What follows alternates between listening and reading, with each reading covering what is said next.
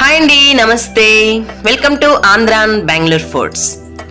ఈరోజు మనం ఈ వీడియోలో టేస్టీగా ఉండే దూద్ పేడ రెసిపీని ఎలా చేయాలో వీడియోలో చూడబోతున్నామండి.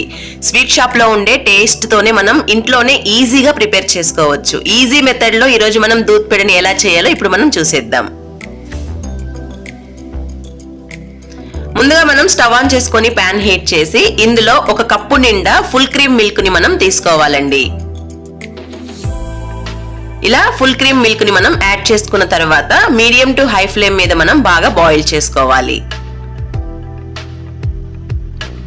పాలనేది మనం బాగా ఇలా బాయిల్ చేసుకోవాలండి.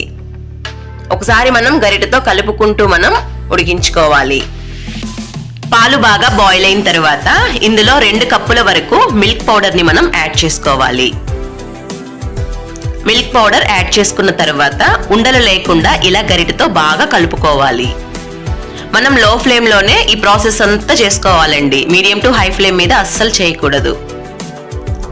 ఇలా మనం ఉండలు లేకుండా బాగా కలుపుకుంటూ ఉండాలండి.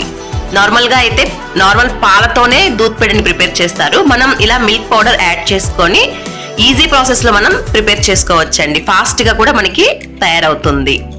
ఇలా కలుపుకుంటూ ఉండగా మధ్యలో మనం 1/4 కప్పు వరకు పంచదార పౌడర్ ని మనం యాడ్ చేసుకోవాలి.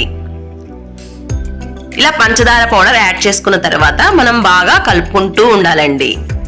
చివరి వరకు మనం గరిటెతో కలుపుకుంటూనే ఉండాలి. తర్వాత ఇందులో 2 టీ స్పూన్ల వరకు నెయ్యిని మనం యాడ్ చేసుకోవాలి. నెయ్యిని కూడా యాడ్ చేసుకొని మనం బాగా కలుపుకోవాలి.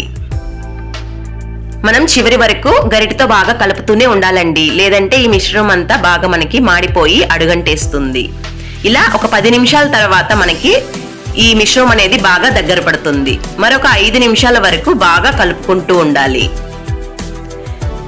ప్యాన్ నుంచి ఈ పిండి అనేది సెపరేట్ అయ్యే వరకు మనం బాగా ఫ్రై చేసుకోవాలి.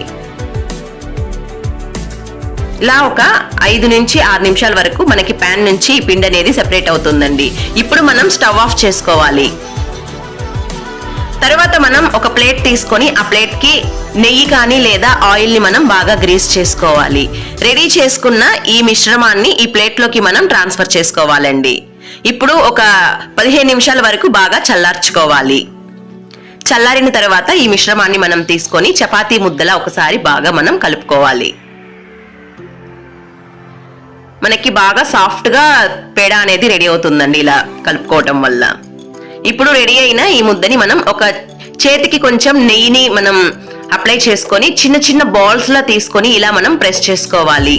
ఒక చిన్న సైజు బాదుషాలా మనం ఇలా ప్రెస్ చేసుకోవాలండి. ఇలా ప్రెస్ చేసుకొని బొటన వేలుతో మధ్యలో ఇలా మనం మెత్తగా ప్రెస్ చేసుకోవాలి. అంతే అండి.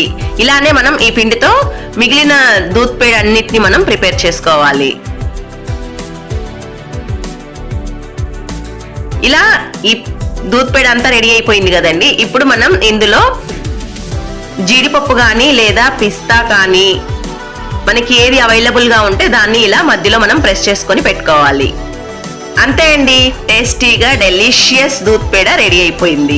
మనకి స్వీట్ షాప్ స్టైల్లోనే ఏమాత్రం టేస్ట్ తగ్గకుండా ఇంట్లోనే ఈ దూద్ పేడని మనం ఈజీగా ప్రిపేర్ చేసుకోవచ్చు. మీరు కూడా ఒకసారి ప్రిపేర్ చేసి ఎలా ఉందో కమెంట్స్ లో చెప్పండి. ఈ వీడియో మీకు నచ్చితే మన ఛానల్ ని లైక్ చేసి షేర్ చేసి సబ్స్క్రైబ్ చేయండి.